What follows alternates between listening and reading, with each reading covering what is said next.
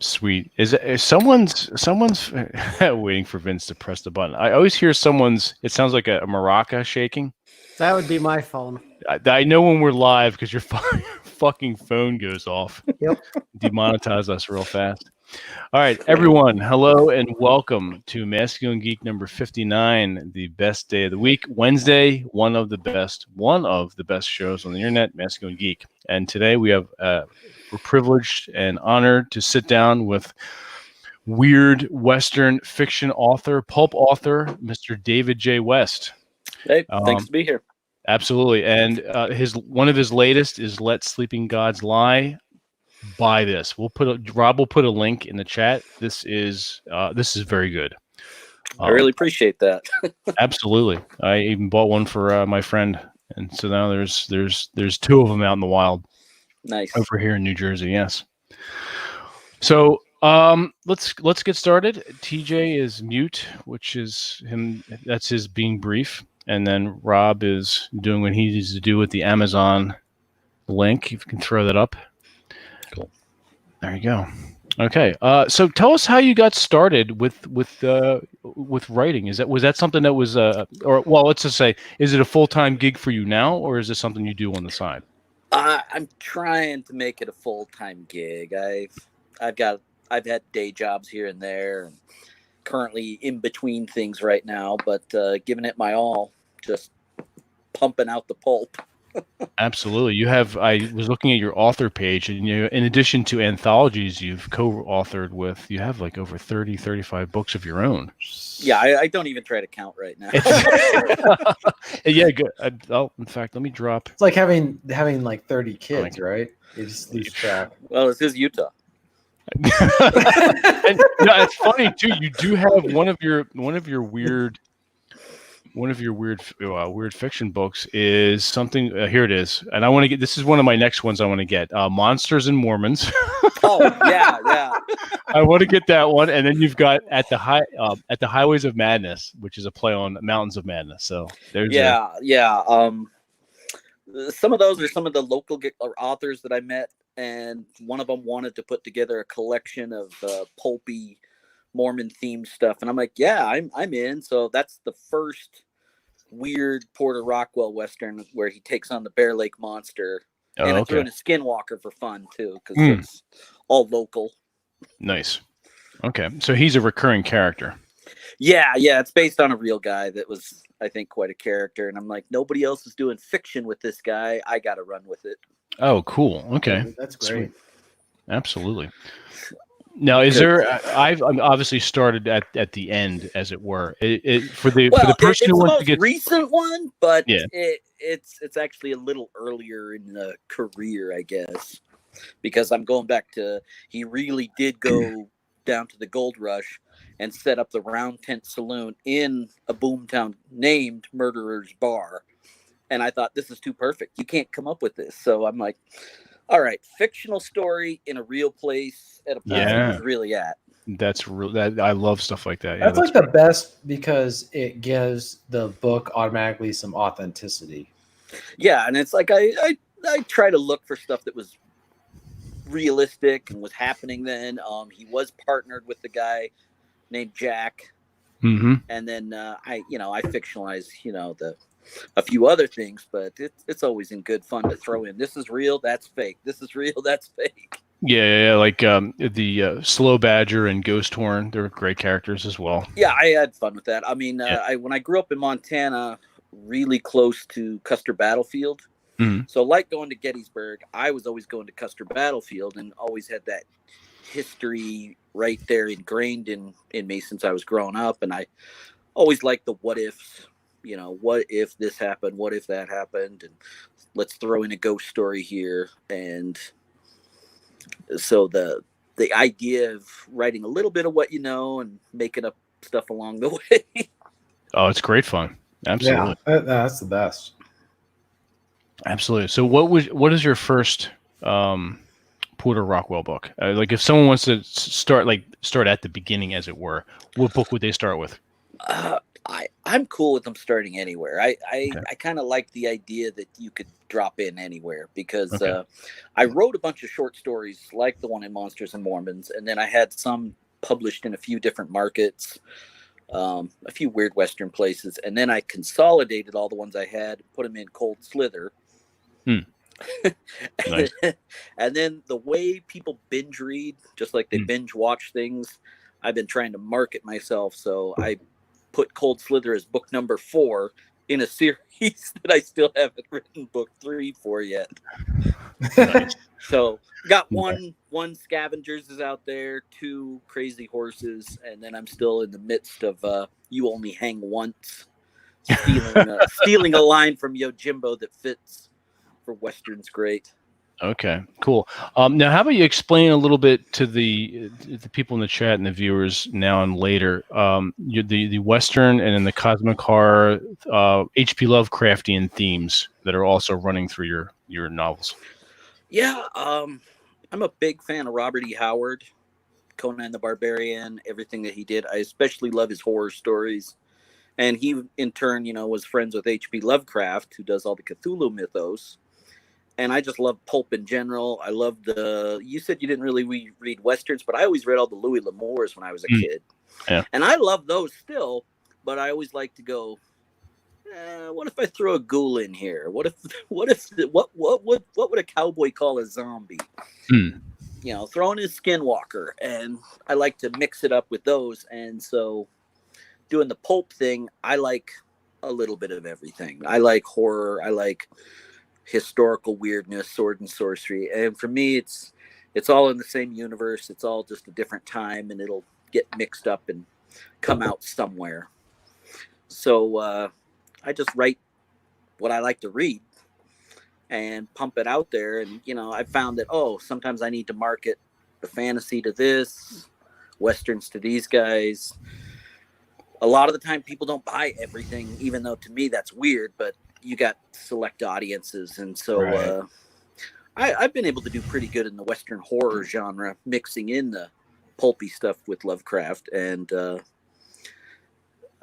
I've just always enjoyed that stuff. It's the weird what if, the what if magic works, but it's probably always going to bite you in the ass. Right. A bit of a double-edged sword. Yeah. Oh yeah, definitely. I definitely like that it has to cost you something. You don't, that Harry Potter's fine for if that's what you like, but I like that it's gonna cost you a finger if you keep casting that spell.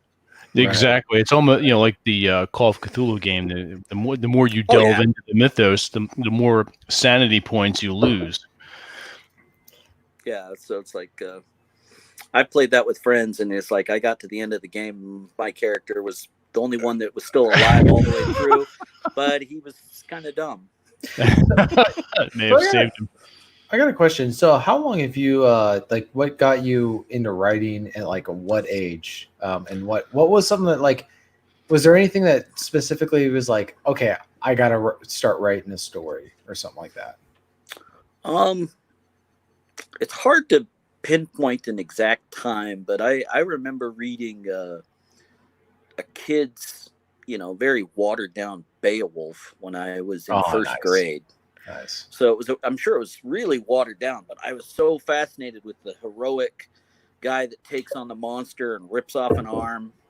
I'm like, that's badass. I love that. And, I just grew up and loved my G.I. Joes, Transformers, Godzilla, and started making up some of my own stories from reading the comics. Nice. And wrote a lot of my own crappy stories that were real derivative. That would all be... I didn't know there was a word for fan fiction when I was a kid. Because no internet. I'm that old. Right. I'm 46. I don't know about how old you guys are. Older. Not quite that old. You're the youngest here. You're the young lad. Yeah. I'm older than everybody here, probably. Yeah, so I grew up, practically learned to read on comics. I loved the fantasy, the sci-fi, and just started doing my own stories. And once I got into my mid-20s, I'm like, I don't know what the hell I want to do with my life. I think I should try and write some stories and see if I can get published. And it's been a process, but got out there, got my first novel with a small publisher, and that gave me some confidence. And I kept churning out short stories here and there, and finally got to a point where I'm like, yeah, if I can control everything and make a little more money going indie, I'll do that. And if somebody offers me a contract, I'll still take that. I mean, I just did another fantasy novel with a small company that came out last October, so I'll still sign a contract if I like it. Definitely. Now, do you? So there's different writing styles, and this is, for me, I've been writing since I was 19, and I'm in my early 30s. Do you? And the thing about the pulps, Vince and I have been talking about this because I'm trying to move towards this. Really, not spending a lot of time giving background. It's just you start out in the middle of action, and it's just constant action. And if there's exposition, like, explanation of what's going on, it's scattered around, but we're not dealing with, 6 pages of background. Is that kind of how you like it? I think so. I mean, I like some of the bigger stories, but I gravitate towards let's get to the action, let's get to intrigue. And at the same time, I'm a lover of language. If somebody's got a great simile and a great metaphor, I eat that up. I love that. And give that to me with a sword cleaving somebody to the teeth. Oh, I'm all in. I'm all in. Right. But I don't need the 6 pages of character backstory before the story even starts. Right. Not my style. Right. Now, when it comes to like description of scenery or anything else, like I guess here's a better way to put it. The question: do you have a different writing style depending on the story, or is it pretty much the same kind of style, just regardless of genre? Because I've written my own books, and I really tend to use a different style. It's moving towards a more standardized way of writing, but for me, it's like, what type of story do you want to tell? Because some of them lend themselves more to very straightforward language. Others are, you want it to be a little bit more over the top and flowery. Others more kind of plain and basic. I guess it depends on what I feel like the character's worldview would be, what would fit for telling that tale. I mean, I've tried to have different voices, like with the Porter one, I think I've got a very pulpy voice that's probably not that dissimilar to some of the sword and sorcery tales. But when I did at the Highways of Madness, that was about a couple of I call that the Big Lebowski goes trucking and meets Nice. I look forward to reading that. They had a different voice, because of a different time frame, a different societal outlook, and I got to blend a lot more rock and roll with that one just for fun. Nice. Cool. So but in my head, I think if you read a David J. West story, you'll probably recognize him. I figure there's got to be a few things that I say in everything that people go like, yeah, that's a David J. West ism. Nice. That's rather flattering. A Nice to Westism. have. That's a good. There you go. That sounds good. Yep. It's a good peppy. thing to have. It's snappy. Nice. And you have. Let me go check out your page again. You just came out with. Gotta scroll through all your books here. It's insane. I love it. Wait, what was that? Well, Redneck Eldritch. That's a good one I want to read too. Redneck Eldritch. All right. My friend Nathan Schumett came up with a concept where he enlisted a whole bunch of us. There was me, Larry Correa, Dave Butler, Bob Defendi, Howard Taylor, and they said, "Hey, let's all come together and do Space Eldritch." So we did Space Eldritch 1, and most of those guys went for really weird, far-flung sci-fi, and I went for one with the Cold War, where I had an astronaut who goes up and kills the cosmonauts, and then deals with the Lovecraftian thing. And then we did Space Eldritch 2, And then he said, "Let's do Redneck Eldritch." And at first, I'm like, I don't think I want to do this. I don't know. I don't know. If I want to hearing banjo music. I'm like, I don't know if I want to do this. And then as I'm typing the message to tell him I don't think I'm interested, the idea of doing a trucker story comes to me, and I'm like, okay, I'm in. Nice. I just had to think about it for 60 seconds. Yeah. Oh, I love it. That's great. So At the Highways of Madness is the story that's in Redneck Eldritch. Oh, okay. After it had been in there for like a year plus, it was over a year. Then I said, I'm going to go put it out myself. And then I even asked the artist who's done the covers for all those if he would do a Cthulhu Mudflap Girl. That was my idea. Yeah, that's great. That's cool. That's what I want for Redneck Eldritch covers, a Mudflap Girl. Fantastic choice. I like it. And then your latest is Tales of the Al-Azif, which is a Necronomicon reference. We were just talking about Necronomicon. Yeah. That's another one where other writers, we always get together and network, and that's the best thing about going to cons is networking. They said, hey, let's get together and have everybody tell a tale of the Necronomicon passing hands. So I did a Porter Rockwell one, and then I went kind of weird because I started doing a what if story and made him end up in Egypt with a psychic girl. And so cool. That story is in Al-Azif, and that came out about a year ago. Okay. And then I've since adapted that and made it longer. I probably extended it by like 10,000 words. Okay. When I put a manuscript found in Carcosa out myself. Oh, nice. Okay. So that I released that last September. Gotcha. Okay. Now, so sometimes these stories in anthologies will pop up somewhere else. So it's real funny if somebody buys something and goes, "Hey, I already got this." Yeah, I gotcha. It's like, well, it's expanded. There's more words. I did expand it quite a bit. Yeah, we expanded. Expanded. See, should we let this guy back in? Rob quiet? Should I be offended? No. Rob. We had an episode where Rob just was like the entire time, and someone made a comment. Someone made a comment that it wasn't Rob. It was a fucking cardboard cutout.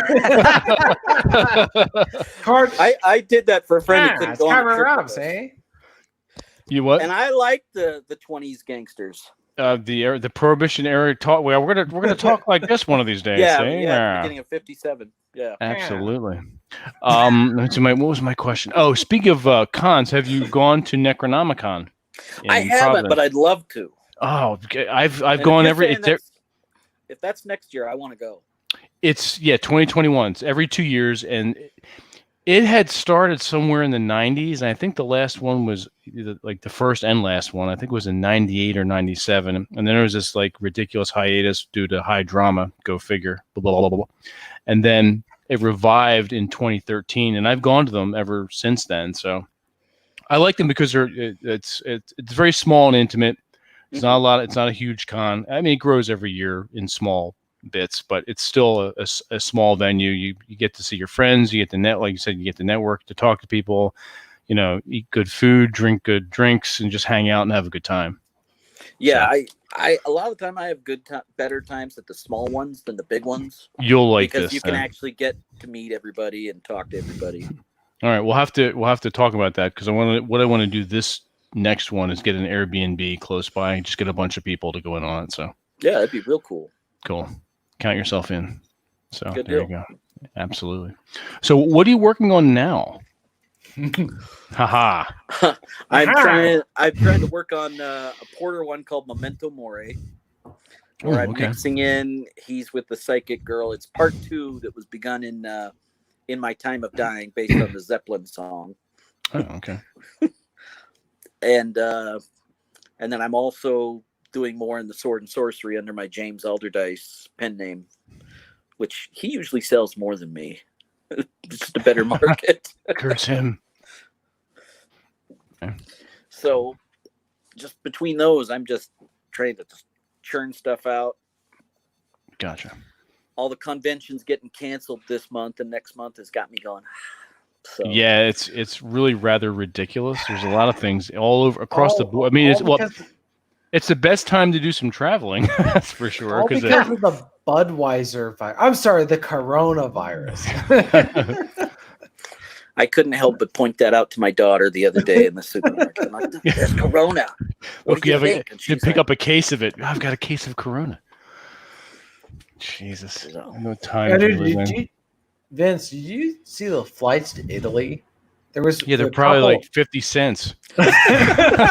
Bill, they're paying you. They're like, please, we pay you to come. Well, they're called we ghost. will pay you to come to Italy.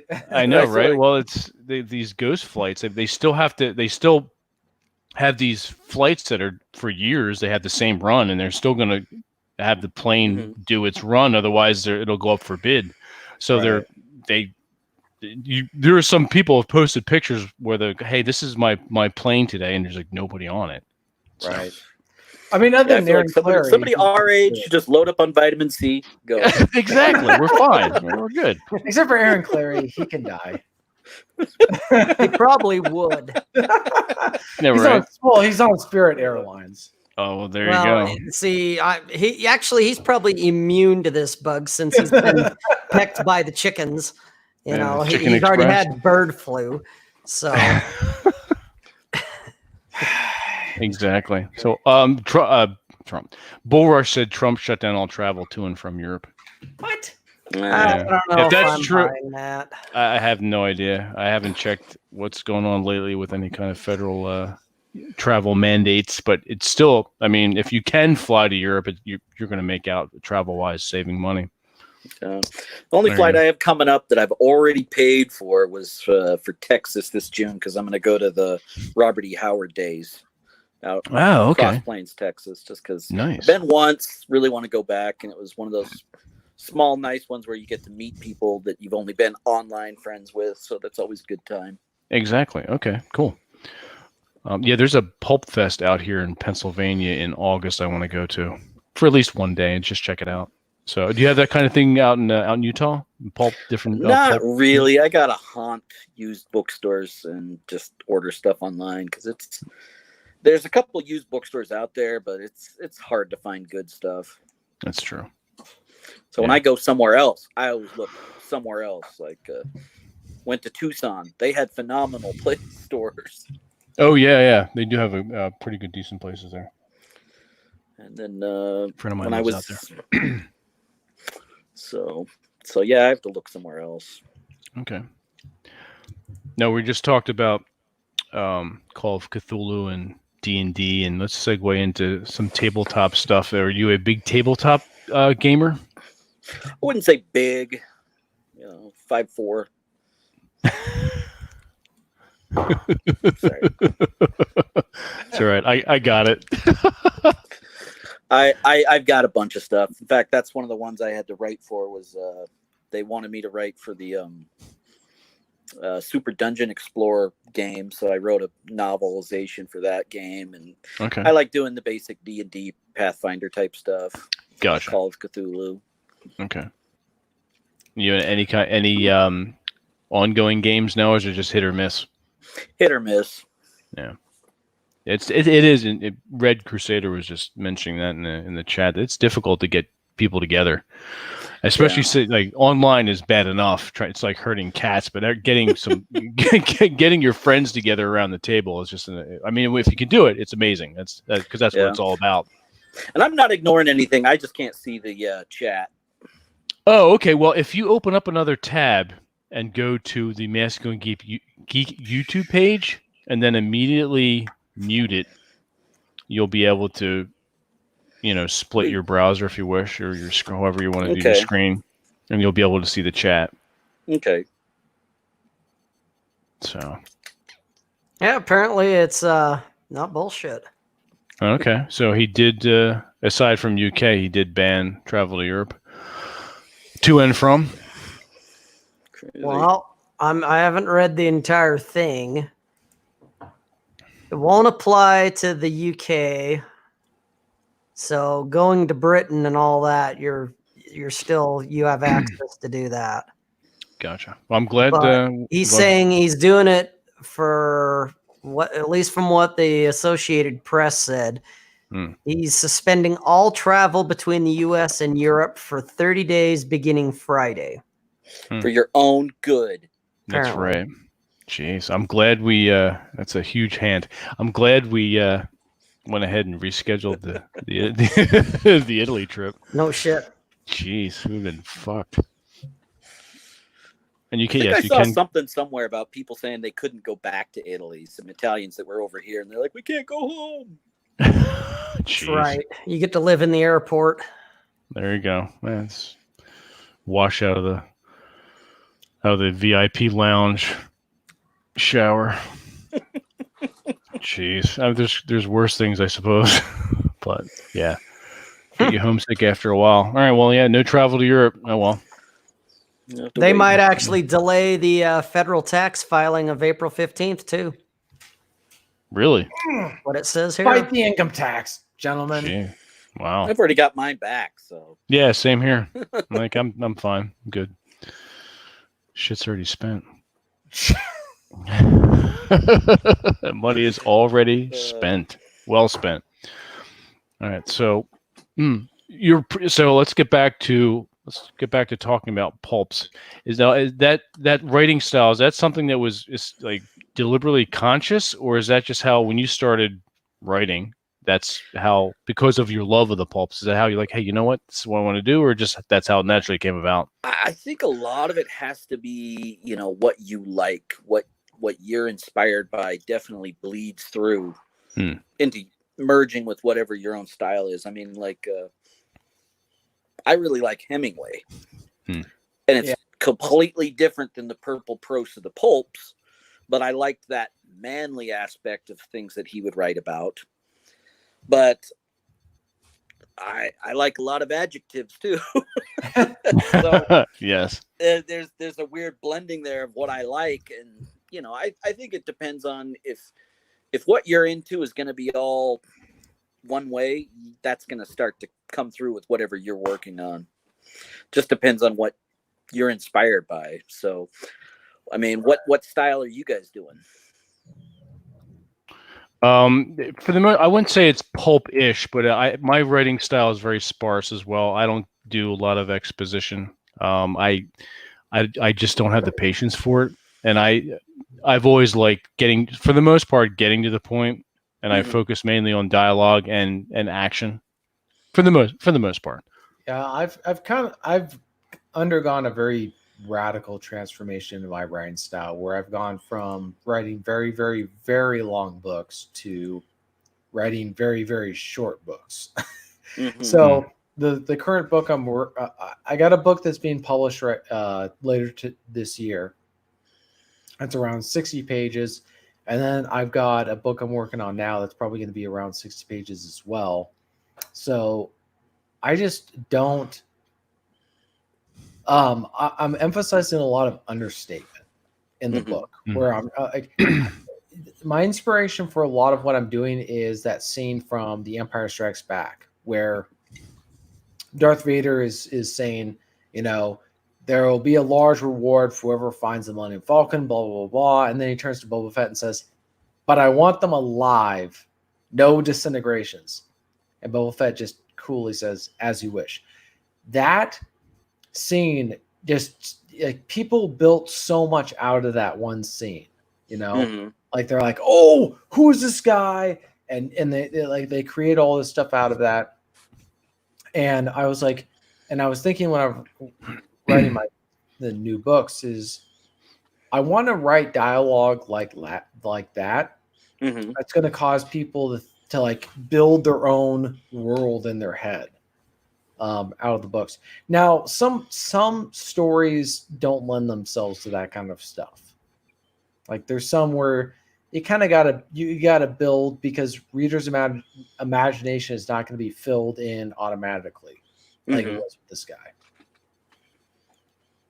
That's true.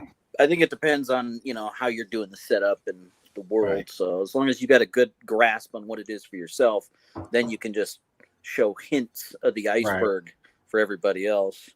And that's something that Hemingway said too. Is like 3/4 of the story is underwater and is left to the reader to fill in the gaps. Yeah. And it's funny. There's been times I've tried to just hint at stuff and leave it to see what people think, and people like, Why'd you leave that out? Yeah. Well, then you just get to write another book. Well, right? Exactly. You got to wait for the next one in the series. Well, you got to tell us more. It's like, okay, more money for me. Yep. Yeah, my very first novel ended up being close to 250,000 words, and then the more research I did, the more I found out. Oh wait, nobody's going to publish this new guy with no name for that, and so I broke the book in half, and then I got a publisher, and then somehow I've ended up with progressively shorter books since then. No, that's kind of what happened with me. Is I wrote a book similar length. And then I just realized book publishers don't want long books anymore. Yeah, it depends on the genre, how you're going to market yourself, how you're going to push it. So, if you're an established author, like not like you're selling 1 million like in the elite 1%ers, they can write whatever length they want. But if you're in any other kind of regular, if you're just a regular. And this isn't, and the problem is like guys will look at, what about Charles Dickens? What about all these things? They were serializing their books week by week, with the newspapers. They like Charles. He was paid by the word. Yeah. Oliver Twist was not released as a book. It was released in a newspaper serialized format. So that's not a fair comparison to a guy who's, if you're writing a book that's 700 pages. Mm-hmm.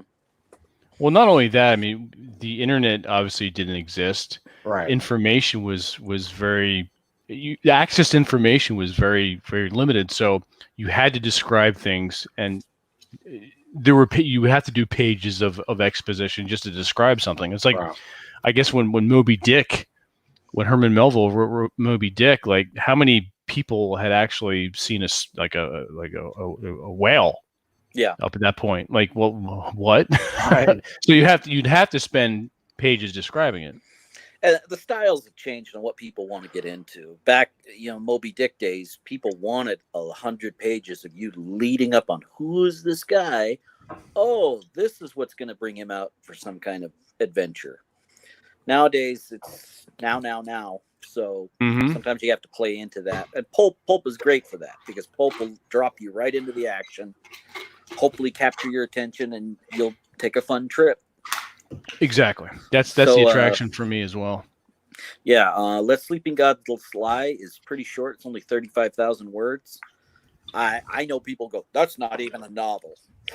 It's like, yeah. Whatever, dude. Yep. It's a novella. There you go. Have that word. It's like, I don't care. It fits in a book. Yeah.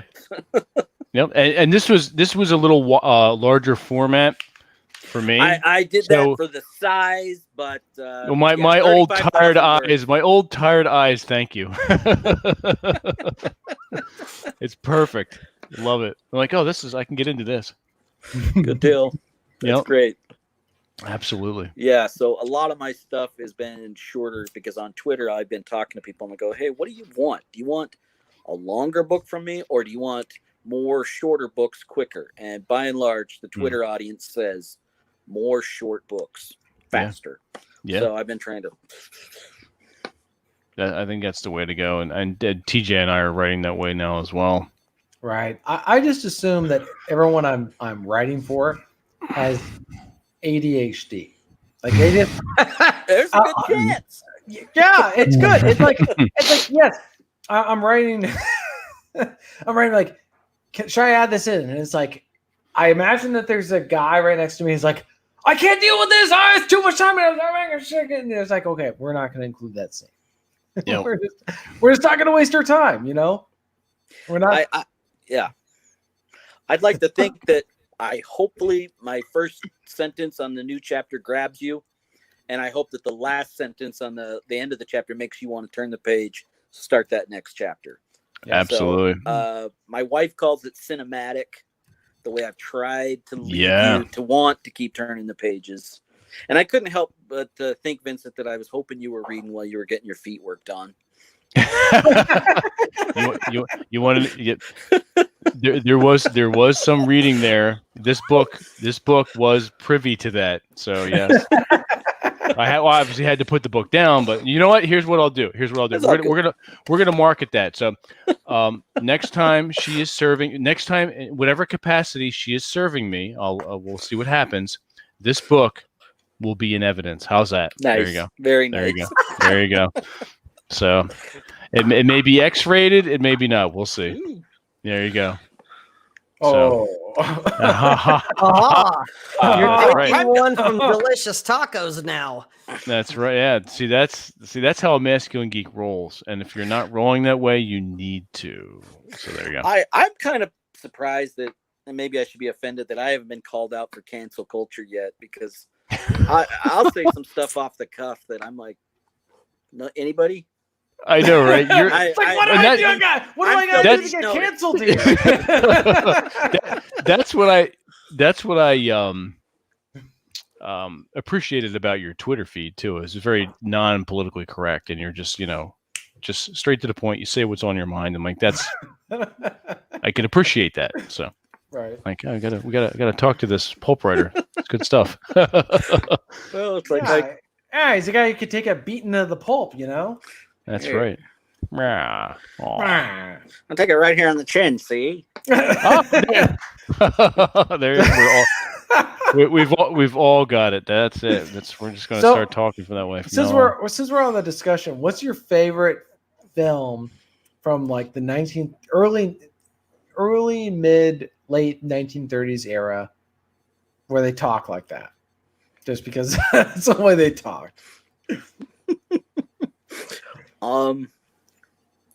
I think that the one that grabbed me for that kind of doesn't count, but it was Steve Martin's Dead Men Don't Wear Plaid. Mm. And I loved that. And I went back and started watching a bunch of those old ones that he had have you guys seen that? I have not seen that. It's been a while when I was a kid, yeah.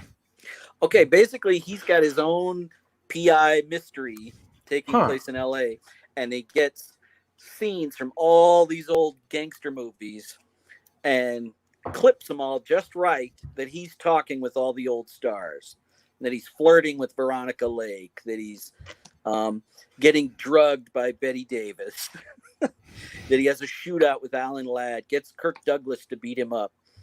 And that made me appreciate those. And then I went back and started watching a bunch of those old ones. I think probably my favorite is still a cheat, because I probably like 1940s Maltese Falcon. But they don't talk quite as good as James Cagney. Oh yeah. Yeah. And Edward G. Robinson and Racketeer Rabbit. It all started in Little Caesar, where it's like, I'm gonna wear this outfit. Yeah, get me. Yeah, sure, boss. I get you. Jesus. Yeah, I think you'd get a kick out of Dead Men Don't Wear Plaid. Okay, I gotta watch that. Yep. All right, we even have Drew talking like that in the chat. See? That's too funny. See, look, listen, see, you lying dog-faced pony soldier. See, how many push-ups can you do? Yeah, I kind of took pride in you guys, and you right into the gang. Now you got to be a sissy. I think that word is now equated with Aaron Clary. That 4-hour naps. Is he watching? Masturbation. Well, sometimes he drops in. Yeah. When he's not napping or masturbating or having his wife bake him cookies. We're not even joking. Well, the masturbation is up for debate, but as far as the napping is concerned and the rum drinking, we can vouch and attest to that. Oh my God. We had a guy that tried to tell me way back when I did construction around who my wife's making me soup tonight. And so we let him have it every time we see him, that insinuating that making soup was code word Okay. for having sex. There you Oh, go. is your wife gonna let you make soup tonight? Soup. How was your soup? That's pretty funny. You know, David, since we're on that topic, kind of a related topic, I'm What, curious. of Like, masturbation? no,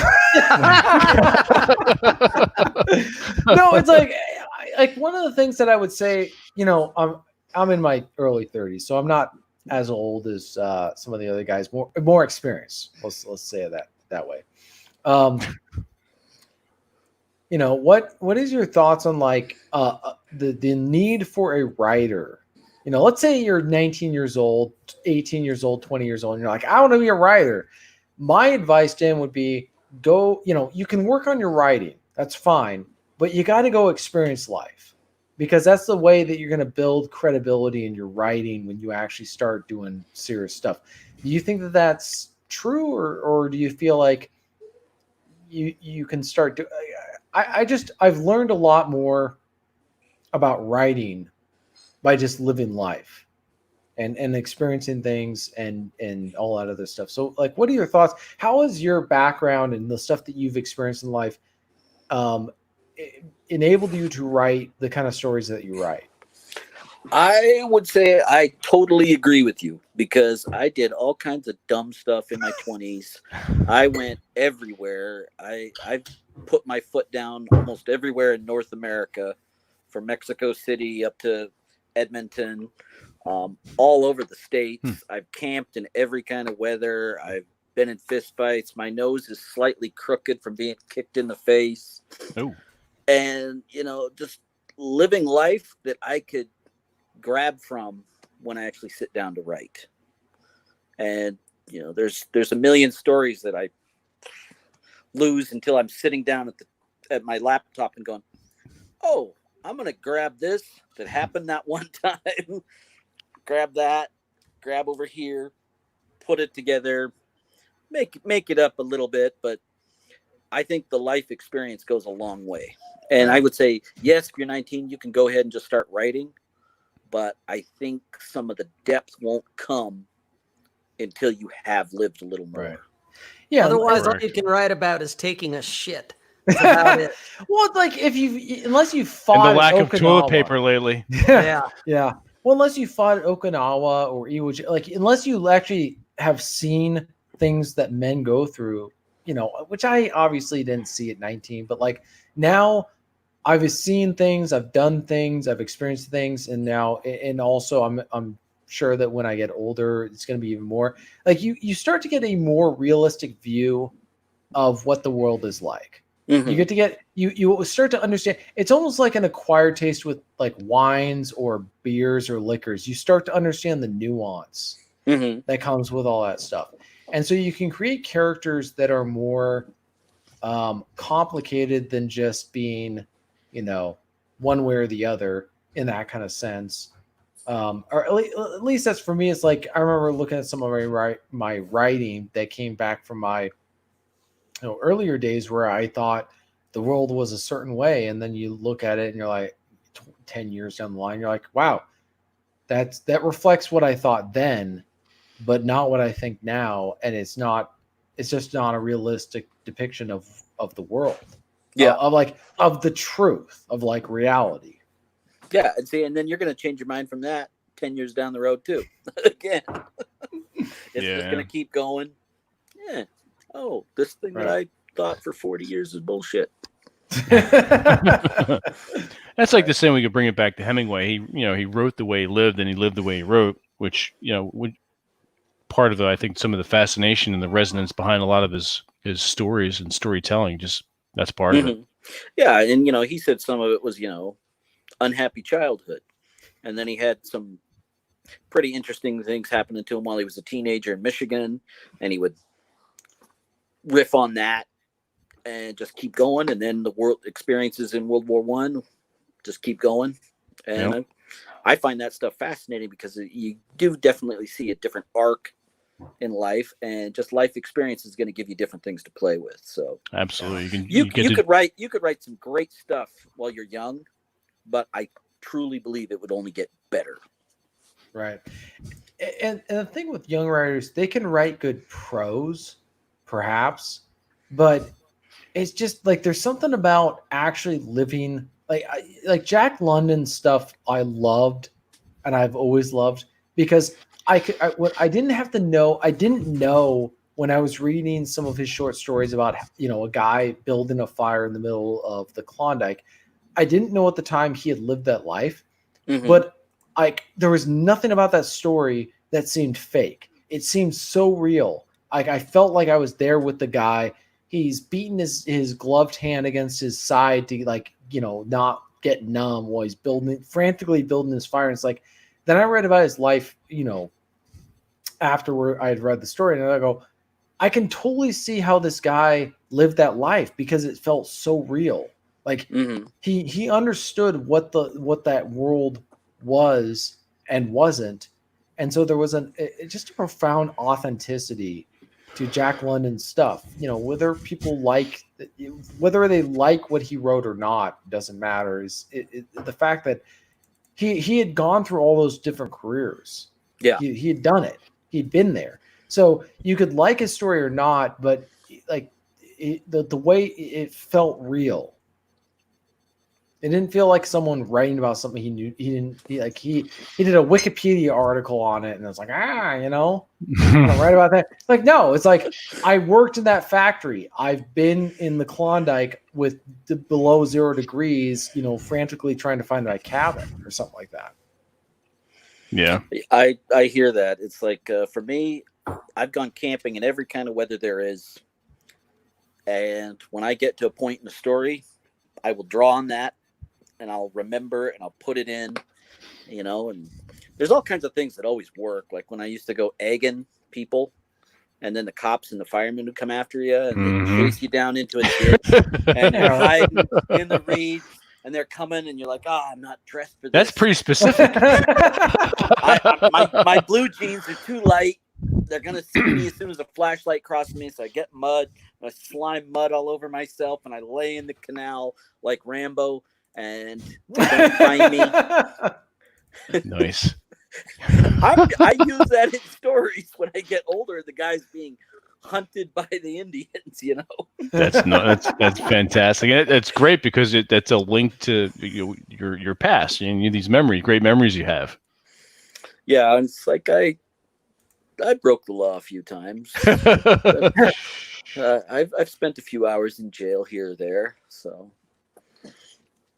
Life experience. Absolutely. And according to Drew, he once swam down a canal to get away from the police after beating someone bloody in a park. That guy deserved it. Yeah, we're gonna have to borrow that one, Drew, for our own stories if you're not going to use it. So which brings me up to another great question I was going to ask: Is there been an example in one of your books where somebody said something or talked about something in their life that you're like, that's going in a book, like that's got to go in one of my books? Because I've had a couple examples of my own life where people have said they've said something, and I've obviously asked them, like, is it okay if I use this in my book? Or they talk about something in their life and like, this would make a great character background and for one of my characters. Probably do that about every day. if I hear something great, I'm kind of there you go. And a lot of the time it'll be something that I think is just going to be a great little aside to give a story that hint of authenticity. Like I used to work in rehab at a psych hospital, and I would get the best stories from people in rehab. Just great stories, and this guy would tell me all about how you train a crow to be a pet since it's little, and you don't let it fly. You keep its wings clipped, and even though they'll grow out and it'll be able to fly, it'll think it can't fly, and it'll be your pet and hop around. I'm like, oh, okay, great. Way down the road here, I've got a story where a guy he meets that gives him some information on the case. See, guy has a crow on his shoulder. Nice. That's very cool. You have an interesting experiential well to draw from. Yeah, and it's part of being a derelict for so long is you're in some good places to get this, get that. Meet all kinds of weird people. That's one reason I thought about doing the trucker stories, because I've never trucked, but I've known a bunch of truckers, so I've been like, hey, tell me about some of the worst things that have ever happened to you. Okay, that's cool. Just taking notes. Yeah. All right. Nice. Now, I don't think we talked about this part. Are you more of an outliner or a pantser? Or a mix of both? I'm pretty well a mix. I'll usually sit down and get an idea on what I want to do. Especially now that I'm trying to do series, I'm trying to outline a little better. And like what I'll do is, let's see, I write down all my chapters, and then I say, okay, I know this needs to happen here, here, and here. And once I sit down, a lot of the time when I'm doing that, that's where the muse will come in, and it'll just be stuff I didn't even expect to pop up. Gotcha. But I'm still know the road that I'm going on. Okay. But it's the best of both worlds. It's outlined, but I call it the muse. I borrowed that from Stephen Pressfield, because sometimes stuff will show up that I don't know where it came from. And it just, wow, I didn't know that character would say that. So there's definitely mixtures of life experience, but sometimes it's who knows where it comes from. Gotcha. Okay. And I like how I don't know how well you guys experience that, but for me, sometimes great stuff will come out of nowhere. Oh, absolutely. Definitely. Absolutely. It's almost like part of wherever you're at, that chapter starts writing itself. Yeah. Like, for example, when we went to the Gettysburg trip, it was very, very random. But there was this, I looked over, we were outside of one of the wineries or something like that. Looked over, pub. And what seemed like a huge pile of snow was actually the ice that they were just dumping out of the store or something like that. But I was like, like, what if that was snow from another world or realm or something like that? And that ended up being the basis for a book I'm working on right now. It's obviously changed from that, but I was just thinking, like, what if that was like the beginning of a book where just completely out of nowhere, because at the very least it perks the reader's interest. Right? It's not boring. It may not be original, but at least it's not boring, Yeah. Well, I feel like the best way to be original these days is you're telling the story through your own filter, because you've got your own life experiences, your own influences, and it comes out of your voice. And right now, that's the best way to be original, because everything else has already been sold, told, and done, but not through you. That's good. I like that. Yeah, I like that. That's a good way to put it, actually. Yeah. No, and it's true. Like I have a general outline where I have an idea where I want it to go, but it doesn't. The outline doesn't match what happens later, so it just goes where it goes. It's possible it might be better than what you outlined, or you might go, "Hey, I'm off track." Exactly. Happy birthday, Sam. Just wanted to say that real fast. Cool. Yeah. Happy birthday, and many more. And many more. That's right. Sing it, TJ. I like how you and not typical, but in amazing pulp style, your chapters are named, and it's a phrase. It's a phrase from each chapter. That. Yeah, so do I. That's really cool. I can appreciate. And I like to do it as something to tease the reader to keep going. Mm-hmm. Exactly. Because I like when I come across the chapter name, like, oh, there it is. That's cool. In the actual chapter, yep. Yeah, very cool. For me, it's a pulpy thing that I just like doing, so I'll do it on almost everything I do. There's been a couple things where I was under contract and they wouldn't let me, and I'm like, oh, chapter 1. That's boring to me. I like. What about the ghost queen of voluptuousness? I don't. That's a word I really like. Voluptuous. Voluptuous, yeah, that's a good word. Always is. Now we need to shut Rob up because he's talking way too much. He's giving us an awesome view of his armpits and his ink. Yeah, Rob, you're talking way too much. See, you gotta stop yamming your gum. See, you gotta shut your mouth. Rob, have Guys, you always it's been in that Utah? time. Hang on a sec, David. I got to do the PSA. That's what Vince was hinting at. Pretty much. Yeah. That's his Guys, business. it's that time. If you haven't, hey, shut up over there. You see? Keep your fucking mouth shut. I'm trying to do my thing. Yeah. Wow. Yeah. Oh. So, guys, subscribe, like, comment after the show, all that stuff. There you have it. That's Wow. me being brief. There you go. It doesn't happen often, but when it does, you can appreciate it. That's right. Now, what were you saying, David, about Utah? Oh, I was just curious how long you've been in Utah. Well, I wasn't born here, but I was raised here, so I've been here the majority of my life. Okay.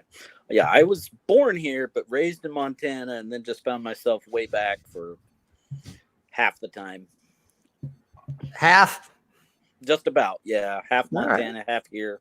Couple of works. LA for a little bit, Vegas for a little bit, but Utah, Montana seems to be the bulk of it. Cool. Well, you'll have to get together with us if you're here in Utah. You're obviously late to the party on that one. Well, I caught what you said on the Telegram. Yep. About having him come out and hang out with the Village by the Lake. Yep. So, absolutely. David's already been invited. Yep. Cool. Mm-hmm. We'll have to do a live stream from some undisclosed public location. That'd be cool. That would be cool. Yeah. Just talk There's to a lot of random good people. spots. Okay. Cool. Have TJ go play some day game, practice some day game. Okay, TJ, go over there and talk to that girl. You see? Yeah. See? Tell her she has nice shoes. Yeah. I got nice shoes. See? You don't look like a complete tramp. See, I might actually talk to you. See? You invite her over and talk about writing and get her thoughts. There you go. Yeah, your thought. I'd like to get your thoughts. Your thought as you're staring at her voluptuousness. You go up there. What's your dream? Where do you see yourself in 5 years? What the? Yeah, I'd like to base a character after you. See, so don't be boring. See, I want to throw you out of the room. See. I gotta know. Do you got a racing stripe or is it a full forest? See, is the carpet the same color as the curtains? Subtle. That's right. We're all about subtlety here. Yeah, Masculine Geek is always very subtle. Bunch of degenerates, see? and thank God for that. That's right. We're all degenerates here. Speak for yourself, see? TJ's had too much to drink. Here we go.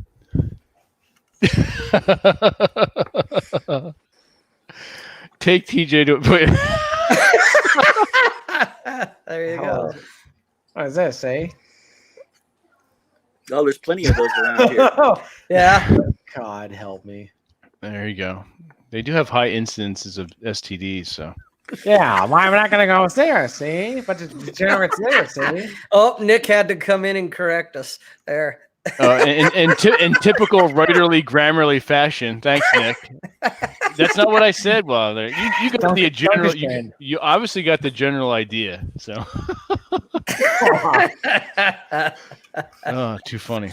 Okay. Phrase it in the form of a question. Exactly. Yes. God help us all. Oh, it's degenerated to this as usual. I blame Rob. It's his fault. Yeah, I've been here minding my own business and you're blaming me.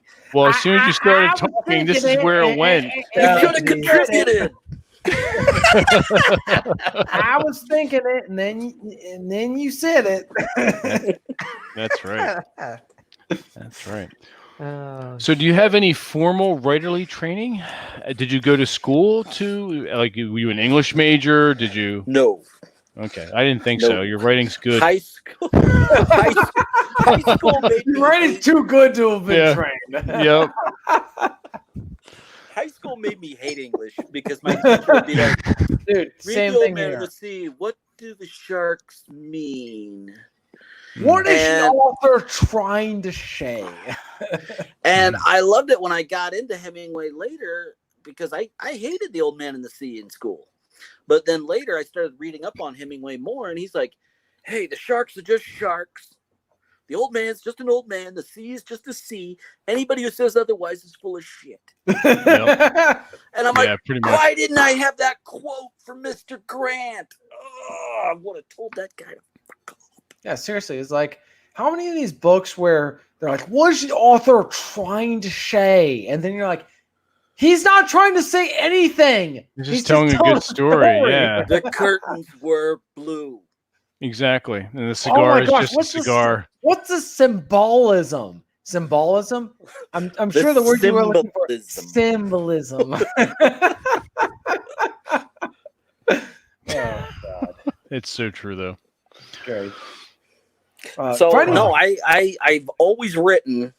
I wrote heaps of poetry when I was a teenager, and just kept writing stories. I started working on some big epic fantasy when I was still in high school, and I think I put it down because I didn't know enough back then to know that epic fantasy was not my thing. I needed to do pulp, but I didn't know it then because everybody was Tolkien, which I love, but it's not my thing. I don't write that. Yeah. But at the time when I didn't know everybody had big, thick books, I was trying to write some of that stuff to fit in, and it just wasn't working. I put it down, never went back to it. Yeah. But then I start reading Robert E. Howard and the pulp stuff, and I'm like, oh, this is my jam. I do this. Yeah. Even reading Fritz Leiber's Fafhrd and Grey Mouser series. Oh, I love those stuff too. That's fantastic. Yeah, it's pulp pulp fantasy, sword and sorcery. Yeah, I love those. Yep. That's good stuff. So once I found my groove, I got into my groove and just kept going with that. Gotcha. And I've definitely had some pitfalls. My mom is an English teacher. She went over my very first manuscript and ripped it to shreds. Oh, shit. Trying to still be positive, but still going, hey, you need to fix this. And, as it is, I can't trust to write something and just send it out. I still have to send it to an editor because my own eyes will glaze over typos. My own eyes will glaze over, and it won't even be a typo that's red flagged by the Word doc. It'll just be something that's stupid, and my editor will go, hey, the sentence structure or whatever. Yeah. And sometimes when you're so close to the work and you know how it's supposed to go, you will just miss it. Yep. Okay. Yep.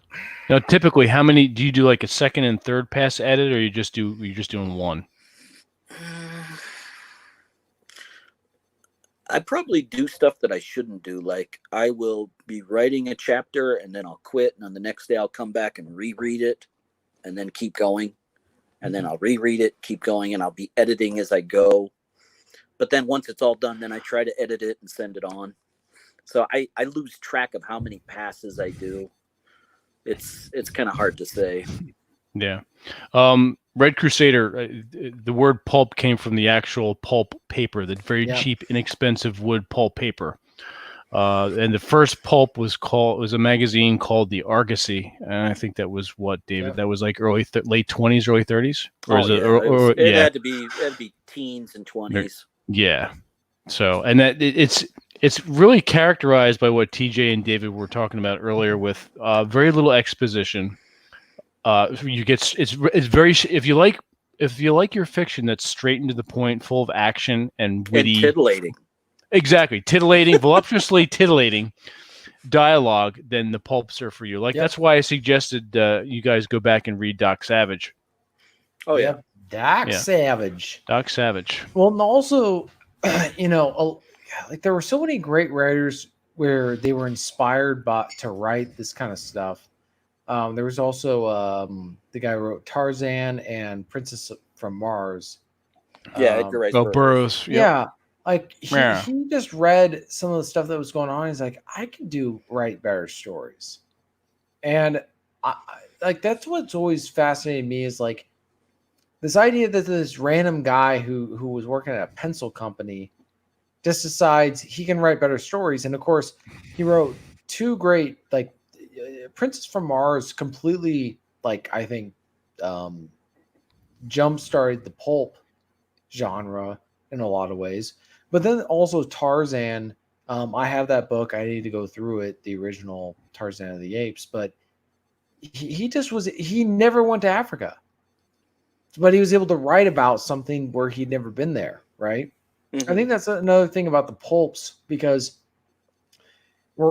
whether it's science fiction, Western, whatever, we're writing about situations that we've never been in ourselves. But the writers have the imagination to put themselves in those scenarios. Mm-hmm. And to me, that's like a requisite for a pulp author. You have to be able to imagine what it's like to live in a different time period in kind of maybe in an emotional sense, if that makes sense. Yeah. And that's one thing I think I like about it is it's these older times are free of a bunch of the bureaucracy and social justice warrior stuff that drives me mad now. Yeah, exactly. Get to go back to when you could just swing your sword. Swing your sword and swing her over your shoulder. That's right. Yep. No, that's very true. That's why I am enjoying reading your work. And going back to the TJ and I talked about this, going back to the pulps. Because it especially in today's, book climate, as it were, it's few and far between that you run into this. That's why it's refreshing to find your work. Yeah, I want to read a good story. I want to be entertained. I don't want to be beat over the head with a message. Exactly. Right. Tell me a good story. I don't care what sex you are. I don't care what color. I don't care what you like. Just tell me a good story. Yep. And that dovetails with what's going on in the movies as well. We're seeing a lot of this bullshit. Oh yeah, so. It's like more and more and more. I'm finding, what do I even want to watch that's new? It's all foreign. Right. Yeah, you're going back and watching old black and whites. Yeah, see, you're going and enjoy. I know how to treat a lady then. Yeah, we want to watch a good movie. See, we don't want to see a bunch of propaganda. See, we want to see a bunch of pretty girls and guys fighting, shooting with guns. We don't want to see a bunch of like losers. Yeah, pretty much. Red Crusade, you bring up a good point. I mean, and I think I mentioned that in one of the last newsletters. Like, if you go into Barnes and Noble, half of it's young adult books, and then half of it's self-help books. It's to transition from one to the other. Apparently, yeah. What's funny about that, though, at the same time, is like, I went to a Barnes and Noble for the first time in years, and they're selling RPM, like 45 RPM records that I ended up buying, like Guardians of the Galaxy and Frank Sinatra. And I was really struck by that, thinking like they're selling modern movie soundtracks as vinyl. And it's almost like they understand that there's this desire for old-fashioned stuff. Mm-hmm. And so my hope is that there's this kind of progression, movement back towards the pulps. And where people are saying, yeah, I don't want to read a 1,000-page book like Game of Thrones. I want to read just a quick, short book that's also not like some sort of morally proselytizing propaganda to me. Like, just it's there. I'm not supposed to learn about how I'm supposed to behave and like the latest gender or whatever it is. I just want to have a good story. I want fighting, sword, swashbuckling, fair, pretty girls that need to be saved, whatever it is. I'm all for the buckling of swash. Yeah. What's the hardest story that you've published as far as books published? What's the hardest one that was to write so far, and what made it difficult? My very first novel was kind of a historical fantasy called Heroes of the Fallen. And by the time I did the sequel, Blood of Our Fathers, I didn't want to release it until I felt like I had progressed as a writer. Yeah. And it's been 10 years, and I'm planning on releasing it in a month or two. because I feel like I'm good enough now that I can feel good about this, because it's kind of crazy. It was just an inside thing. Yeah.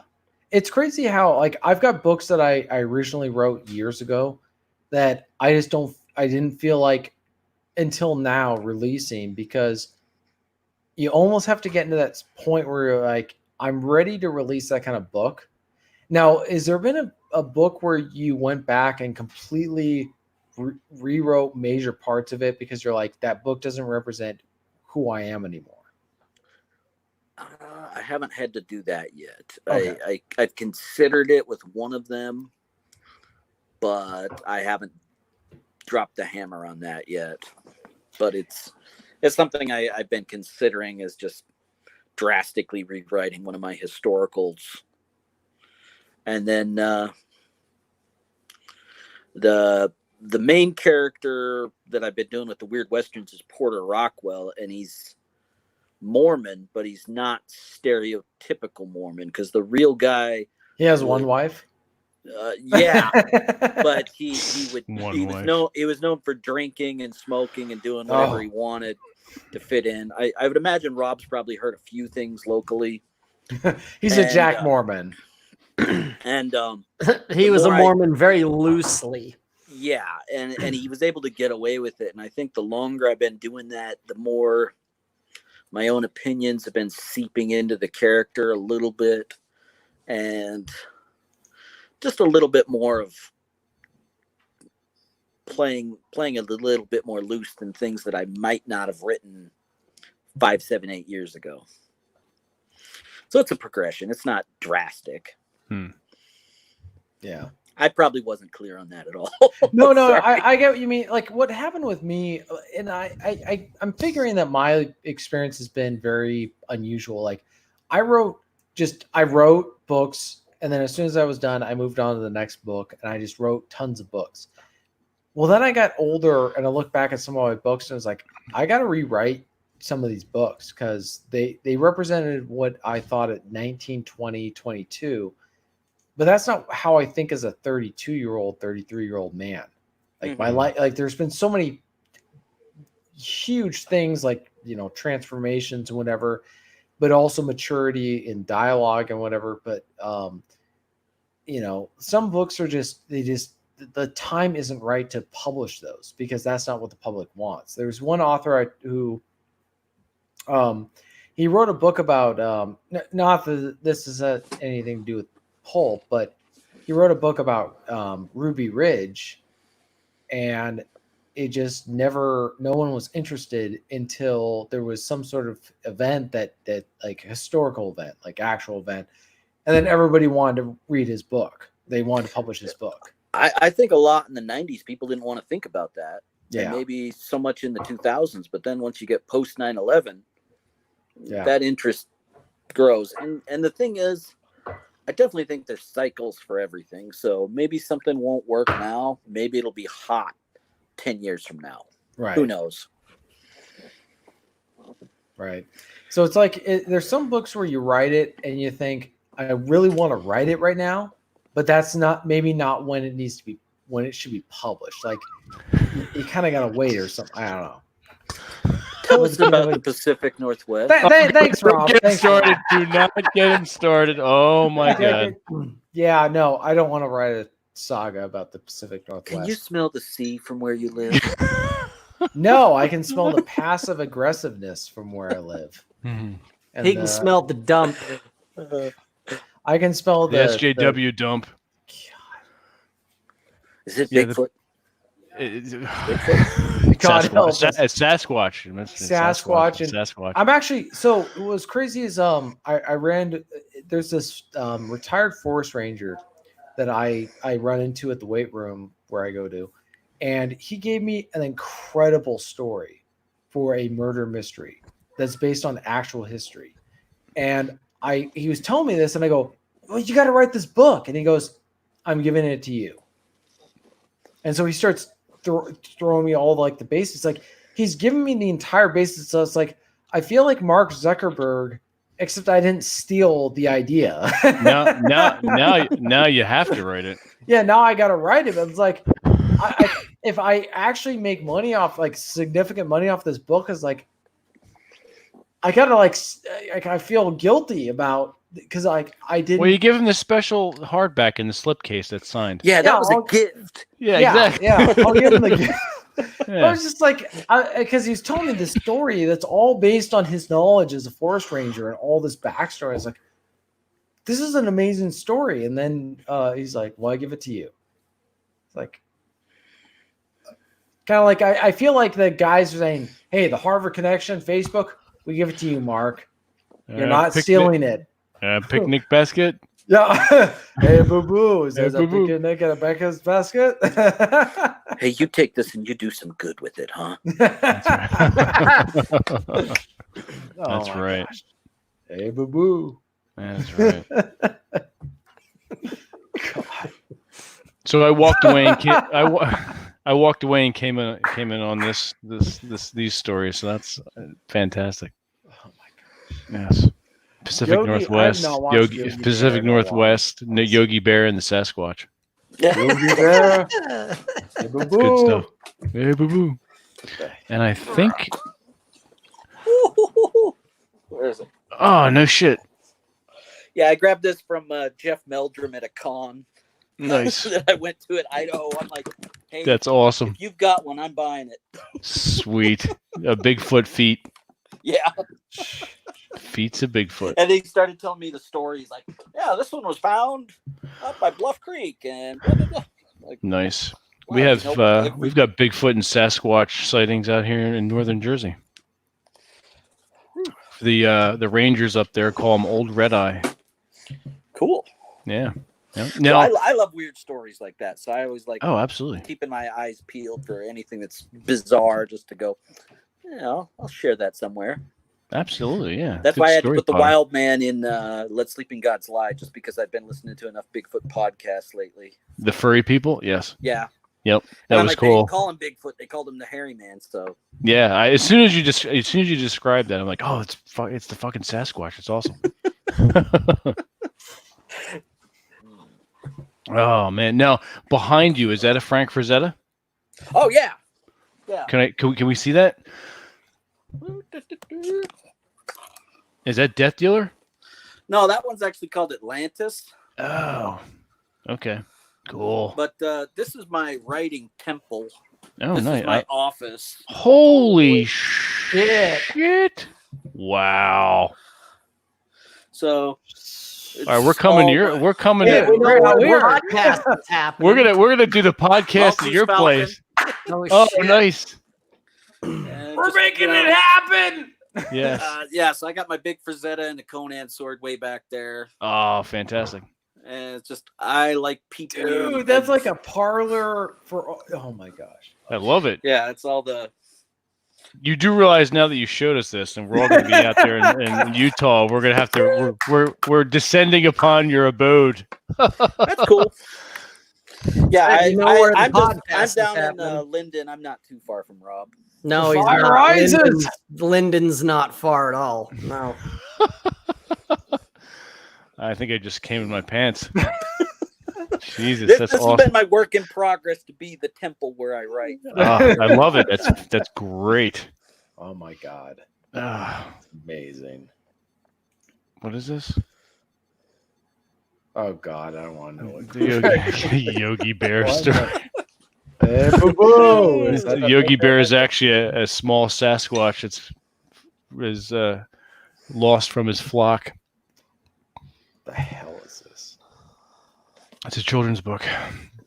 Oh my Oh. god. Oh my god. You looking at it? Yeah, I'm looking at it. God. Is it worth sharing with everybody? No, it is not worth sharing with anybody. That makes it worth sharing with everybody. Yeah, let's go No. take a look at this. Hang No, on. it's one of those. One of those It- retard commercials. It's a retard commercial. Oh yeah, this is worth sharing. All right, let me go. Open in YouTube. May the Lord and Saints preserve us. Oh my god. So this for fuck's sake. All right, share screen. Share video. Do not do this. Make sure you turn on the audio. You are an evil man. This is what I have to put up with every single week. These degenerates. That's true.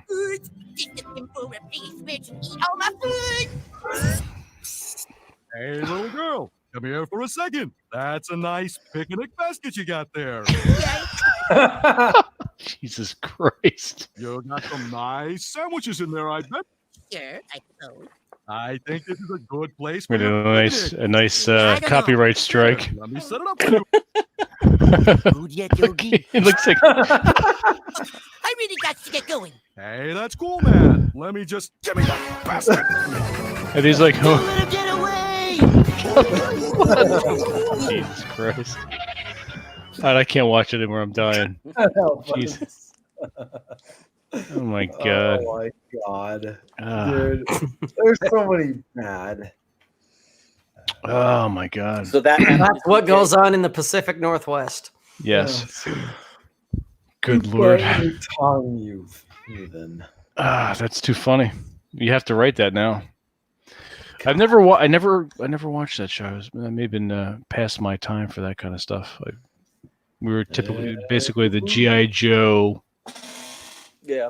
kind of crowd there.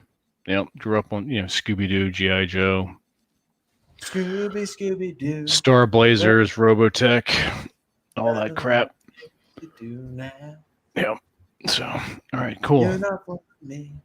All right, TJ's serenading us now. I can see Crooning.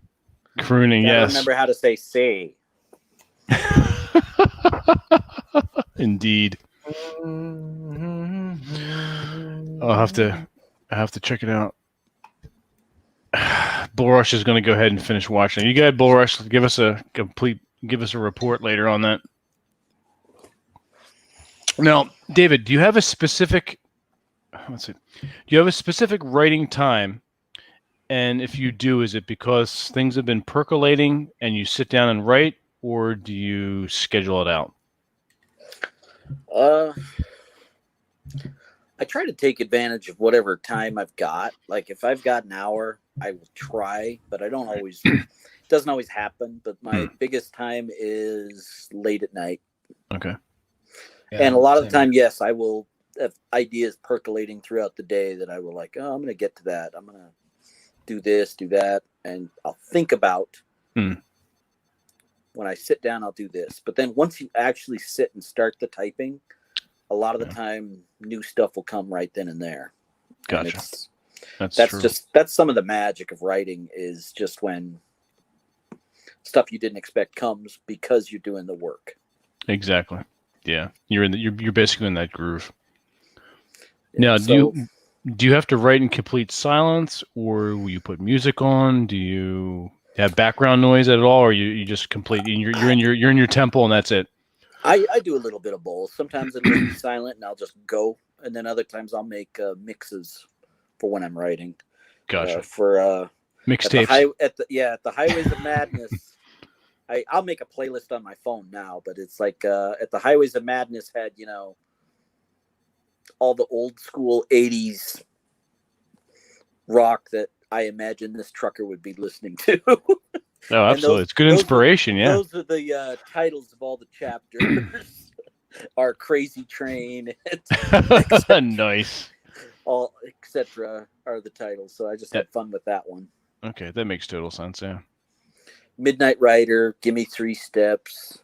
Three Dog Night.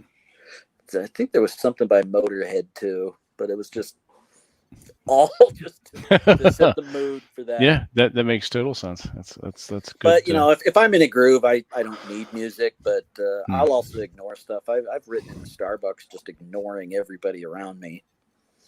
Yeah.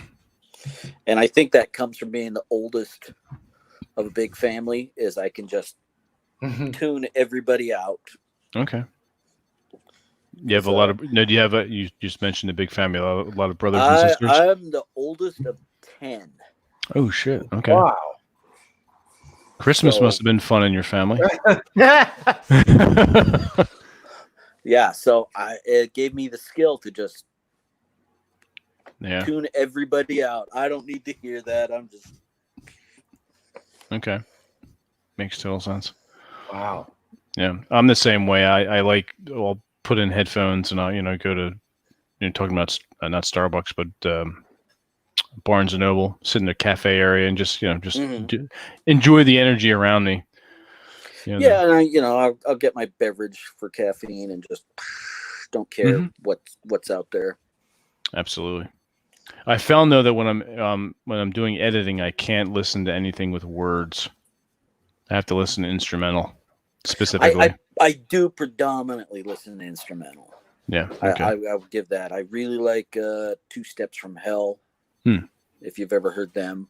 I've heard of the name. I don't know if I actually heard anything specific. They do a lot of different instrumental stuff that's always this big majestic sounding stuff, and I liked that because I would be in the middle of writing something like that. I like the Conan the Barbarian soundtrack, but it depends. When I'm doing the weird western, sometimes I'll turn on the Good, the Bad, and the Ugly soundtrack. Oh, absolutely. Oh, yeah. You can't go wrong with that. Yeah, that's true. And I'll be listening to that, and I'm like, I'm in the desert. It's hot. Yeah, that's absolutely true. Now, do you ever find the need for maybe a writing retreat for yourself? Not something that's a group thing. I've never been behind that kind of thing. I haven't ever done that either. That's not my thing. But a personal writing retreat, because I'll do those. I've gone out and rent an Airbnb or whatever, or something like that of that nature, and just go out solo traveling and then spend time writing by yourself. Sort of, but it was like I kind of fitted in 2 birds with 1 stone. Like my wife and I went to Vegas to go to some spa thing. Well, you go to the spa. I'm gonna sit okay. Right there. You go. We went to Maui. You go to the spa. I found a good place by the bar and I just wrote.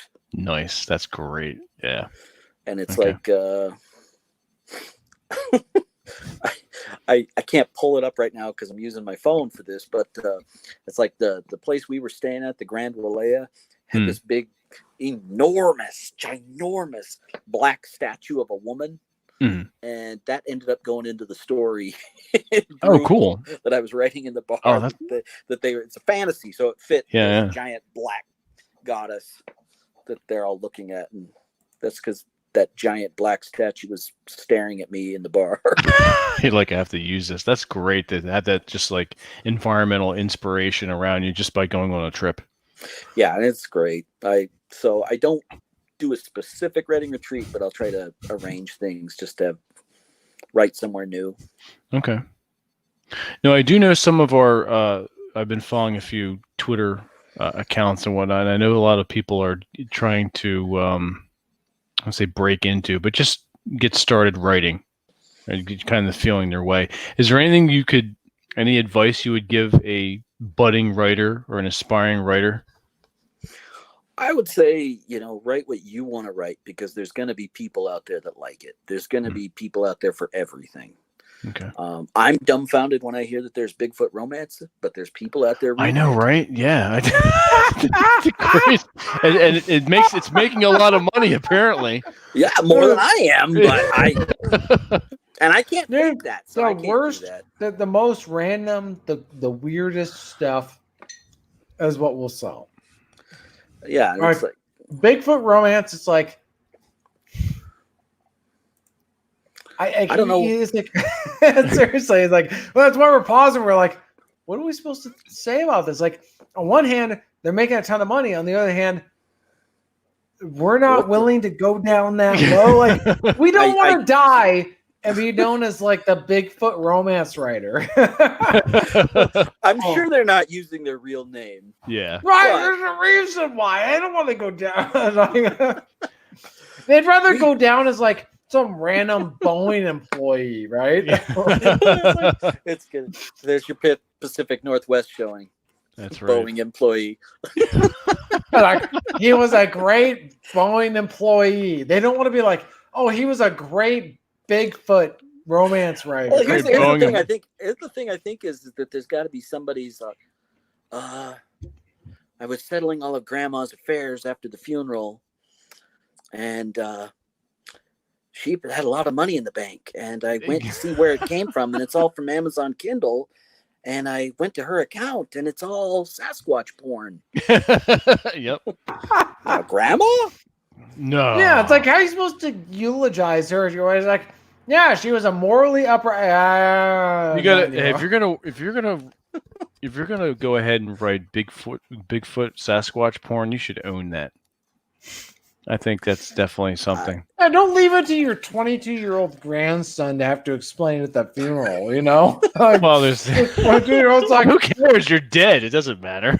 well, but 22-year-olds are like, he's sitting there like, we need a theocracy. That's the challenge. That's the challenge of his life. He needs to actually, work at that, and it'll make him a better man. He's got to explain why his grandmother was into Sasquatch porn. Yeah, but that's how I don't know What's the inspiration for this? Yeah, but then he ends up becoming like a censor agent or something. He's like, we can't tolerate degeneracy. See, it's like I've tried to research a little bit just so I understand where people are coming from. I was like, the people that like the Amish romances are the people that don't like change. So the Amish romance feeds that thing of, I don't want change. That's interesting. So I don't know what the Sasquatch is doing. I mean, what are they missing in their life? Something. Yeah, seriously. Huh. I didn't even know there was such a thing. I know there's a lot of genres out there, but there's such a thing as Amish romance. Oh yeah. Wow. That's the thing. It's catering to the person that I don't want change. There's a romance for everyone. I always want it to be like this. Right? This is great. Wow. Okay. Interesting. And I can't help but wonder what the Bigfoot porn is. Is that feeding somebody that wants it huge and smelly? I don't know. It's possible, yeah. That's and yeah, you're gonna have to buy. You have to buy one. We'll do a book report on it. But I get the Amish romance. It's like it's for people. I get that, but like Sasquatch, it's like okay, the degeneracy level has just reached maximum capacity, maximum overdrive on the Sasquatch porn. Like it's time for a correction. It's time for a reaction. It's time for someone. It's time for a grandson to walk in and be like, "Hey, I'm waiting for the movie." So there you go. It's time. No, it's when the people who love 50 Shades of Grey be like, "Hey, that's more than I'm morally willing to tolerate." Yeah, I heard that came about because it was Twilight porn, and I'm like, yeah, I don't see the progression there, but I'm not that audience. Yeah. No. But I'm just like, I'm watching it. I'm like, yeah, it's hard to explain. Yeah. Yeah, see, it's hard to explain. See, I don't know what to say. See, some things we're just not meant to know. This is true. And Bigfoot porn is at the top. It's huge. It really, and not to put too fine a point on it, but yes.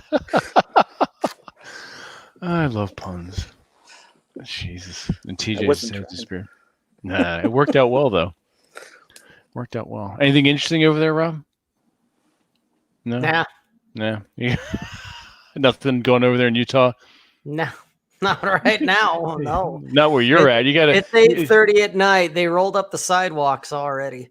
Did they? Okay. Is Salt Lake City like that? They shut down early? Yes and no. It depends on what you want to do. I mean, can you go to some of the bars and whatnot right now? Yeah, you can. But is anything really going on right now? Nah. Everybody's probably home eating their dinner and watching the end of the world, the TV, doing that shit. Gotcha. Very nice. End of the world. Yes, as we know it. Well, you've never heard that term before, Red Crusader? Rolled up the sidewalks? We're definitely old. Yeah. Jeez, I think even TJ's heard that one. Of course I know what that means. What was? See? Exactly. Yeah, I know what that means, see? It means everyone shuts down at like 7 o'clock, see? It's not like that over here. Especially not in the bigger cities. It's like living in a communist country, see? A bunch of socialist bastards. Jesus Christ. I know, right? TJ's had too much to drink, and now he's eating something. I don't have to drink. No, socialism's bad. You bunch of commie bastards. Oh, I tried blocking that irritating commie girl on Twitter, and so many other people kept sharing it that I kept seeing it, and I'm just like, the irritating commie girl. Who's yeah. that? There's more than one, I'm sure. Well, she was the one that was wearing a commie shirt that was red, and she was dancing, singing about "Okay, liberal" or something. Just I didn't see that. couldn't block fast enough. You have to block by specific words to filter that crap Yeah, out. and I usually don't, but You just you gotta put them in a labor camp. Labor camp. Labor camp. Jesus. Some of the stuff on Twitter I just have a tendency to ignore. Hey, Atham, Yeah. I've seen Rio Bravo. I know what you mean. Jesus. Bastard. Oh. So now let's segue into reading. What are you reading? What's on your reading list? I never got around to reading Dwellers in the Mirage, which is an old pulp novel. Okay. So I'm partway into that, partway into a real weird Sasquatch thing that's supposed to be an account of the Headless Valley in Canada called the Nahini Valley. It's supposed to be real weird crap. Okay. Gold miners that got their heads cut off and nobody could find their heads up there. Is that based off a real story? Yeah, it's all real. So Oh it's shit. Like people are like, all these gold miners went up there looking, and we found their bodies, never found their heads, and nobody knows whatever happened to them. Holy shit. So that's the kind of stuff that I like to read. This weird history that I can use for fiction someday, somewhere. Yeah, you're gonna find them on some kind of weird Sasquatch cave. Something, I mean, it's stuff that happened only about 100 years ago. So it's old, but it's still close enough that you're like, whoa, what was that? Damn. Okay. And then I'm always reading like 3 or 4 books at one time. Mm-hmm. I should probably settle, Same here. I just can't. I'm the same way. I don't know about TJ and Rob, but I just mountains of books. They've seen the books that I have, but just reading like 5 and 6 at a time. Yeah, and it's like I'll just skim this, go back to that one, get out of that one, just bounce. Mm-hmm. Definitely. So I read a lot of fiction, but I also read a lot of weird history. Okay. And it's like the weird history feeds me writing the fiction, but it also feeds a need to know weird crap in my head. What is the most shocking or like mind-blowing thing you've read in a history book? Without going like tinfoil hat, like, oh my gosh, guys, did you see this? You can go tinfoil hat. That's the best shit, and man. I got a Crusader flag. So like, the thing is, I've read the Crusaders, the Knights Templar never ended. They've gone all like, yeah. I've read so many weird conspiracy stuff that to me it's all just normal. So I'm like, oh, Jesus. What would be weird? That's gonna be fun when we do our podcast from your temple there. We're gonna have that going on too. It's like, what would be weird? I don't know what people would think was weird now. That's true. The I bar is pretty high now. I remember listening to Alex Jones a couple times in like the late 90s, early 2000s. The frogs when he wasn't well known, and then it's like, a few odd more years down the road, he was saying stuff about 9/11, and then 10 years later, all of a sudden he's got a TV show, and I'm like, what the hell happened? Yeah, this stuff just gets normalized the further we go on. So well, then you hear him say crazy stuff, and you're like, this guy's out of his mind, and then you discover the real truth, and you're like, holy crap, he was like downplaying it. There's some weird stuff. And then the thing is, I've even heard some other conspiracy stuff where they're like, he's a front man. He's the one that's putting the sugar coating on it to lead you where to think. Like, right. Oh, it's just funny. It's funny. Like I've read some. I was talking with Vince before this show started about some of the stuff I've read in history books. And it's like, right, it's not a conspiracy theory. It's just historical anecdotes, and it's like, as much as people haven't changed, their circumstances have changed. Yeah, a lot. And so, like what stuff that we think is like subcultures or very niche was mainstream 1,000 years ago. mm-hmm. I'm going to reveal some of it. It's like the stuff that would go on in Vince, what would you call it? BDSD or bond? BDSM or DS relationship. Yeah. That kind of stuff was considered normal in a marriage in medieval times in like the year 1200, 1300. Domination and submission. Yeah. I'm reading this history book where a nobleman would just get tired of his wife, running her mouth, and he would just smack her. And her response would be, "When you feel ready, like hit me more." Please, like sir, may I have another? Yeah, no, that's literally what the historical record said. And it's like, you're like, what? Like this was considered normal 1,000 years ago. Like that kind of dialogue, whenever, and even the author who wrote a couple hundred, only 200 years ago, was saying, yeah, that wouldn't be okay now, but that's how it was back then.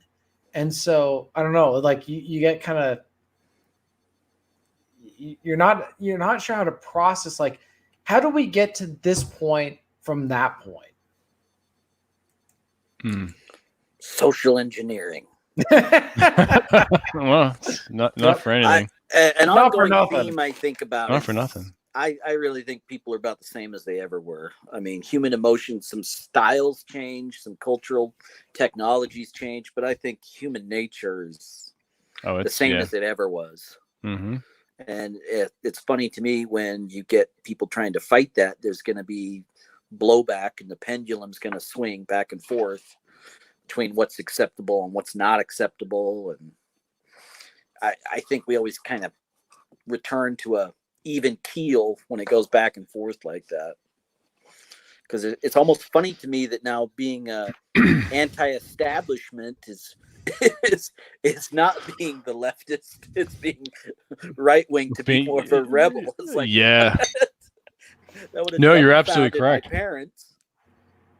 Yeah, it's crazy how, like, you think you're a rebel or you think you're being anti-establishment, and then you realize that's really part of the establishment's plan or something like that. Like, it's crazy on all that stuff. And that's why I think history, like actual history, and it's so hard because so much of history that we think is real is just what people want us to think history was like. But if you like, there's some stuff that like they wouldn't make up. For example, the Doomsday Book, which is William the Conqueror's census of England when he wanted to tax people, right? They're not going to make that up because he wanted to know how much he could revenue rape out of people, right? So that's how much, like, we know some accurate stuff, but other stuff, like, it's like, yeah, you probably made all that up, or a lot of that up, or you left out some major facts or something like that. It's the same with any kind of narrative, but you can tell reality by what really pisses people off, what really makes them angry. You've like hit something that they've been trained for 20 years not to think. Yeah. It's like if you can touch that button where there's the cognitive dissonance, they'll be like,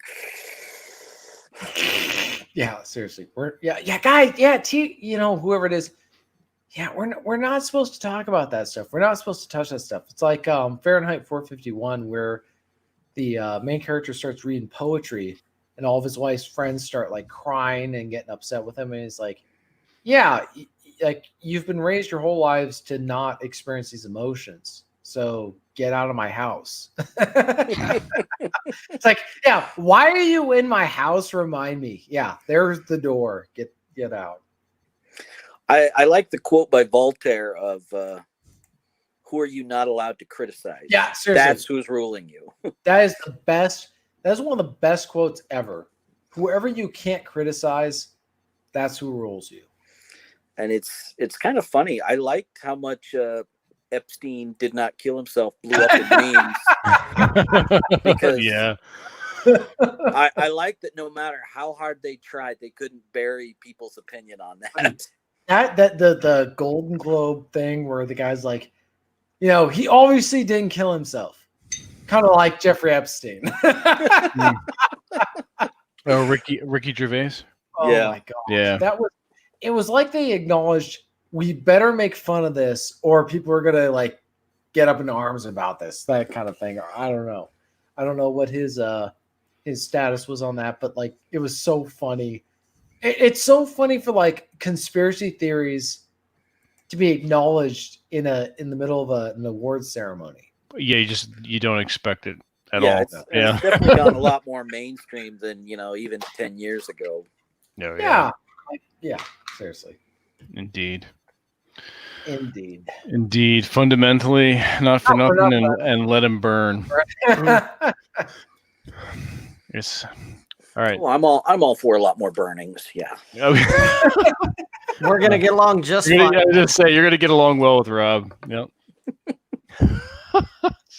That's his catchphrase. Oh yeah, I missed that.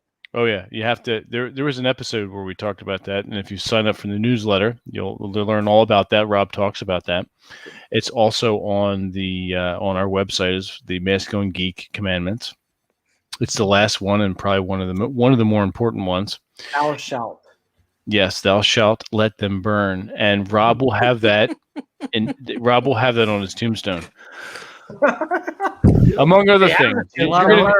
I think what's going to have to happen is we're going to come up with this idea wherein there's Rob's tombstone, and then it's going to be an LED like TV touchscreen that you can go through all his like Twitter feed and shit, and they let My him burn YouTube and videos and just sit there. Yeah, you can go and visit this thing. It's a highlight. It'll be like a highlight reel of Rob's life. Pretty much. Yeah, we have the tech now that I have been tempted to just grab my entire Twitter feed and put that into a book just to see if I could. Not for nothing, not for anything. You probably we can do could. it now. Yeah, absolutely. It's the same thing with many authors will do that with their websites, with their blogs. Yeah. I just felt like I get to be more snarky on Twitter than I do on a blog post. So that's great. Twitter's made for it. It really is. Yeah, absolutely. No, yeah, you do have your own website, and then we're actually coming up on the 2-hour mark. So let's do some housekeeping here. Where can everyone find you? Twitter is definitely where I'm most active. Okay. David_J West. But I've got the David J. West blog spot, and then I've also got the JamesAlderdice.com for the sake of my fantasy pen name. Okay. But if someone really wants to talk to me, probably Twitter, but I'm on Facebook too. Okay. Tried the MeWe, but I forget that it's there. Yes. Okay, so your website, obviously your author page. Go over there and, gentlemen, everyone watching, everyone listening, pick up Let Sleeping Gods Lie. You will not be disappointed. This is very good cosmic horror, Western crossover, pulp fiction. Very good. Or weird Westerns. Yeah, Definitely one of the books I've had the most fun writing. Awesome. Yeah, and like I said, my next, I'm just got to buy them all, but the next one is I want to do at the Highways of Madness. Yeah, and just for the cover alone too. And Monsters and Mormons. That sounds really cool. I like that. The cover's neat too because it's got them fighting these like octopoid tentacles. Oh yeah, I can't remember who the artist was for that, but yeah, he had to have the sister missionaries fighting with knives in a Book of Mormon, slicing it. Nice. I love it. I love it. So cool. That collection's kind of cool. It's got a lot of everything. There was even some comics in there that I thought. Oh, were cool. Okay. Nice. All right. Very, very cool. Let's see what else. 5 Blades looks good. I think that's a collection that somebody asked me if I'd contribute. So that's got the same story from. Okay. Yeah.